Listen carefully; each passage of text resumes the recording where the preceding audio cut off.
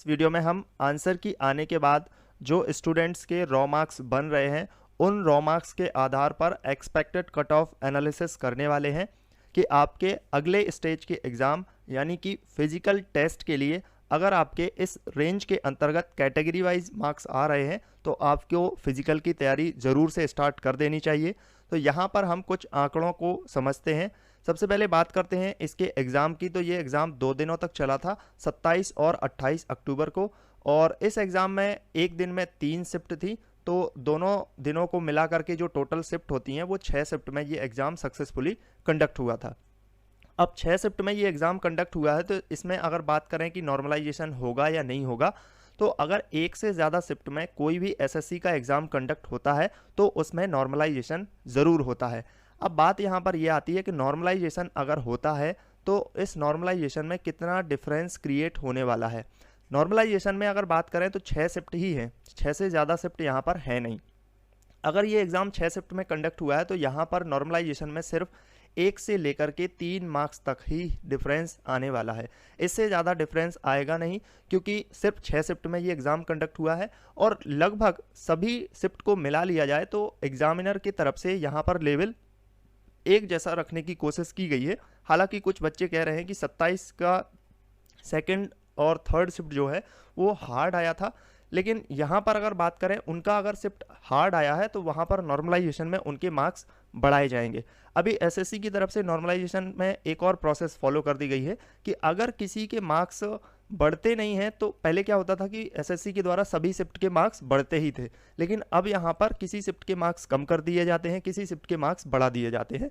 यानी कि वो नॉर्मलाइजेशन के अकॉर्डिंग उसको जिस तरीके से बैलेंस करना होता है उस तरीके से बैलेंस किया जाता है। तो मार्क्स में सिर्फ 1 से लेकर के 3 मार्क्स तक ही डिफरेंस आने वाला है।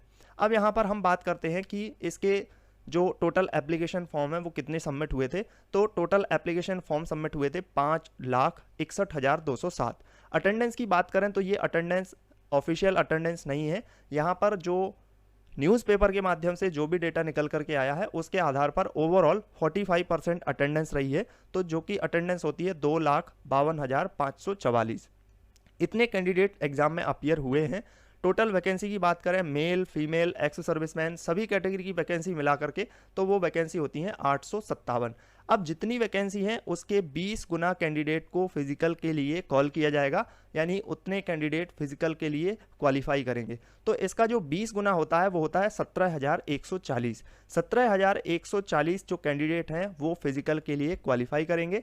अब यहाँ पर सीट अगर कंपटीशन की बात करें फिजिकल टेस्ट के लिए तो वो होता है 33, यानी कि एक बच्चा फिजिकल में जाने के लिए 33 बच्चों ने एग्जाम में अपीयरेंस दी है। 33 बच्चे यहाँ पर एग्जाम में बैठे हैं यहाँ पर फिजिकल में एक बच्चे को जाने के लिए। तो ये फिजिकल टेस्ट के लिए यहाँ पर जो रेशियो निकल के आता है वो रेशियो होता है 1:33। यहाँ पर सबसे बड़ा जो फैक्टर था वो था नेगेटिव मार्किंग। इस एग्ज़ाम में नेगेटिव मार्किंग नहीं थी, इस वजह से यहाँ पर बहुत सारे बच्चों ने 100 में से 100 क्वेश्चन सक्सेसफुली अटैम्प्ट भी किए हैं। उनसे जितने भी क्वेश्चन बन रहे थे उससे ज़्यादा उन्हें क्वेश्चन अटैम्प्ट किए हैं, तो इस वजह से 1 से 2 मार्क्स का फ़र्क वैसे ही पड़ जाता है। क्योंकि अगर नेगेटिव मार्किंग होती है तो जो डाउट वाले क्वेश्चन होते हैं वो क्वेश्चन ज़्यादातर अटैम्प्ट नहीं किए जाते हैं, और कुछ क्वेश्चन ऐसे होते हैं जो बिल्कुल भी नहीं बन रहे हैं उनको तो बिल्कुल भी अटेम्प्ट नहीं किया जाता है। लेकिन अगर नेगेटिव मार्किंग नहीं है तो ऐसा कोई बाउंडेशन नहीं होता है, इसमें सभी प्रकार के क्वेश्चन को अटेम्प्ट किया जा सकता है। और अगर किसी बच्चे से मान लीजिएगा 80 क्वेश्चन सही बन रहे हैं, अब ये नहीं है कि उसके 80 के 80 क्वेश्चन सही ही हो जाएंगे, इसमें से उसने वो क्वेश्चन भी किए हैं जो उसको 50% का डाउट था इस तरीके से, और 20 क्वेश्चन उसने पूरे तुक्के लगाए हैं, बिल्कुल प्योर तुक्के लगाए हैं। तो यहाँ से 20 में से उसके 2 से 3 मार्क्स तो वैसे ही आ जाएंगे, 2 से 3 नंबर तुक्के में बिल्कुल बैठ ही सकते हैं, इससे ज़्यादा भी हो सकते हैं। तो यहाँ पर नेगेटिव मार्किंग नहीं थी, नेगेटिव मार्किंग का कोई इम्पैक्ट यहाँ पर नहीं होने वाला था। इसके बाद अब बात करते हैं इसकी वैकेंसी की। तो देख सकते हैं आप इस तरीके की वैकेंसी है, इसमें कैटेगरी वाइज आप वैकेंसी इसमें देख सकते हैं, अपनी कम्युनिटी वाइज वैकेंसी इसमें देख सकते हैं। ओपन के लिए, एक्स सर्विसमैन के लिए, डिपार्टमेंटल, इस तरीके से जो आपकी वैकेंसी टेबल है उसमें आप देख सकते हैं। वहीं यहाँ पर फीमेल कैटेगरी के लिए बात करें तो फीमेल के लिए भी आप यहाँ पर देख सकते हैं, ओपन कैटेगरी के लिए और डिपार्टमेंटल। तो इस तरीके की ये वैकेंसी थी। अब आगे हम बात करते हैं इसके एग्ज़ाम पैटर्न पर, तो एग्ज़ाम पैटर्न जो था वो आपका 100 मार्क्स के यहाँ पर रिटन एग्ज़ाम था और इसी के आधार पर इसकी जो मेरिट है वो बनने वाली है। बाकी जितने भी स्टेज ये एग्ज़ाम होने वाले हैं वो सभी के सभी क्वालिफाइंग नेचर के हैं। तो यहाँ पर फिजिकल भी आपका क्वालिफाइंग नेचर का है, इसके अलावा आपका ट्रेड टेस्ट भी क्वालिफाइंग नेचर का है और इसके अलावा आपकी जो यहाँ पर टाइपिंग वगैरह भी है ये भी आपकी क्वालिफाइंग नेचर की ही रहने वाली है। इसमें यहाँ पर आप देख सकते हैं नो नेगेटिव मार्किंग, ये ऑफिशियल नोटिफिकेशन में भी दिया हुआ था। इसके बाद यहाँ पर अब हम गुड अटेम्प्ट की बात कर लेते हैं। तो गुड अटेम्प्ट कुछ इस तरीके से था कि यहाँ पर अगर कुछ एवरेज टाइप के बच्चे हैं, सिर्फ यहाँ पर एवरेज बच्चे की बात की जा रही है जो थोड़ा सा एवरेज से ज़्यादा है, तो वो जनरल अवेयरनेस में यहाँ पर 10 से 12 क्वेश्चन आराम से बना सकता था। इसके बाद जनरल साइंस की बात करें तो ये काफ़ी टफ रही थी, यहाँ पर 15 से ज़्यादा क्वेश्चन बना पाने में दिक्कत आ रही थी। वहीं मैथमेटिक्स की बात करें तो यहाँ पर 20 क्वेश्चन बनाए जा सकते थे। वहीं रीजनिंग की बात करें तो यहाँ पर 18-17 इस तरीके के क्वेश्चन बनाए जा सकते थे। और अगर कंप्यूटर की बात करें तो 6-7 क्वेश्चन इस तरीके से बनाए जा सकते थे। अगर आपने इस तरीके के क्वेश्चन यहाँ पर सब्जेक्ट वाइज अटैम्प्ट किए हैं तो आप एक गुड अटेम्प्ट की कैटेगरी में हैं और आपको इस तरीके से फिजिकल की तैयारी कर देनी चाहिए। अब यहाँ पर ज़रूरी नहीं है कि आपके इस पर्टिकुलर सब्जेक्ट में इतने ही मार्क्स होने चाहिए, यहाँ पर सिर्फ एक आपको गुड अटेम्प्ट का आइडिया बताया गया है। अब हम यहाँ पर एक्सपेक्टेड कट ऑफ की बात कर लेते हैं। सबसे पहले हम मेल कैटेगरी के लिए बात करें तो मेल कैटेगरी में आप यहाँ पर देख सकते हैं कि मेल कैटेगरी में जनरल जो यहाँ पर कैटेगरी है उसके लिए जो पोस्ट हैं वो कुछ इस तरीके से 171 है। इसके 20 गुना कैंडिडेट यानी 3420 कैंडिडेट को फिजिकल के लिए कॉल किया जाएगा। इसी प्रकार से EWS में 46 हैं जिसके 20 गुना 920 कैंडिडेट को फिजिकल के लिए बुलाया जाएगा। इस तरीके से हर एक कैटेगरी में आप इसके 20 गुना कैंडिडेट को यहाँ पर देख सकते हैं। अब एक्सपेक्टेड कट ऑफ की बात करें फिजिकल के लिए तो 68 से 70 तक अगर आपके इस रेंज में मार्क्स हैं तो डेफिनेटली आपको फिजिकल की तैयारी कर देनी चाहिए। यहाँ पर आपका फिजिकल क्वालिफाई हो जाएगा, उसके बाद आपको टाइपिंग भी क्वालिफाई करनी है और इसके बाद आप ट्रेड टेस्ट जो होता है वो भी आप क्वालिफाई करेंगे तो फिर यहाँ पर आपका फाइनल सिलेक्शन का चांस भी बनेगा। तो अभी हम सिर्फ फिजिकल के लिए बात कर रहे हैं, बाकी फाइनल कट ऑफ जो है उस तरीके के जो भी डेटा निकल के आएंगे उसके आधार पर आपको आगे वीडियो में बताए जाएंगे।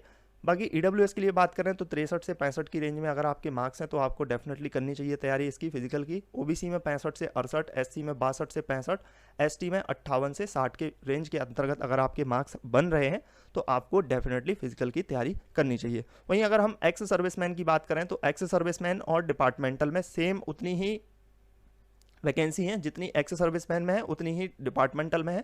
तो यहाँ पर हमने सिर्फ एक कैटेगरी को कंसीडर करके लिखा है।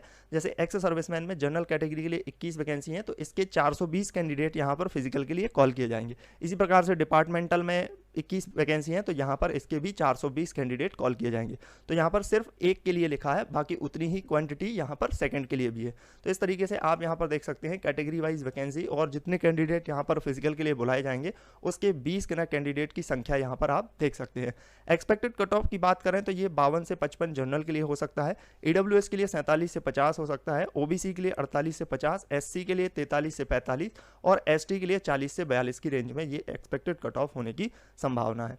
वहीं अगर हम फीमेल कैटेगरी के लिए बात कर लेते हैं तो फीमेल में यहाँ पर आप देख सकते हैं कैटेगरी वाइज वैकेंसी भी आपकी यहाँ पर दिखी है। 96 वैकेंसी जनरल के लिए, EWS के लिए 26 हैं, OBC के लिए 57, SC के लिए 47, ST के लिए 30। इस प्रकार से आपको वैकेंसी यहाँ पर लिखी हुई हैं। इसके 20 गुना जो कैंडिडेट फिजिकल के लिए कॉल किए जाएंगे उनकी यहाँ पर नंबर्स भी लिखे हुए हैं कि इतने संख्या में कैंडिडेट को फिजिकल जो टेस्ट है उसके लिए कॉल किया जाएगा। यहाँ पर एक्सपेक्टेड कट ऑफ की बात करें तो ज़्यादा कोई जनरल मेल और फीमेल में ज़्यादा कोई डिफरेंस नहीं आएगा। अगर मेल से यहाँ पर आप बात करें लगभग 5 नंबर का ही डिफरेंस आएगा और इससे ज़्यादा डिफरेंस यहाँ पर नहीं आने वाला है। वहीं अगर हम एक्सपेक्टेड कट ऑफ अब कैटेगरी वाइज बात करें तो 65 से 68 के बीच जनरल कैटेगरी की से अगर आपके नंबर आ रहे हैं, फीमेल अगर आप कैटेगरी से बिलोंग करते हैं तो आपको डेफिनेटली इसकी फिजिकल टेस्ट की तैयारी करनी चाहिए। EWS के लिए 60 से 63, OBC के लिए 62 से 65, SC के लिए 58 से 60, ST के लिए 55 से 58, इतनी रेंज के अंतर्गत अगर आपके मार्क्स आ रहे हैं तो डेफिनेटली आपको फिजिकल की जो तैयारी है वो शुरू कर देनी चाहिए, क्योंकि इसमें जो आपकी मेरिट बनेगी वो आपके रिटन एग्जाम के बेस पर बनेगी और अगर आप फिजिकल क्वालिफाई कर लेते हैं तब जाकर के आप आगे की स्टेज में पहुंच पाएंगे। अगर आप चैनल पर नए हैं, इसी तरह की अपडेट पाना चाहते हैं तो चैनल को सब्सक्राइब जरूर करें, नोटिफिकेशन बेल आइकन को भी प्रेस कर दें, वीडियो को लाइक ज़रूर करें।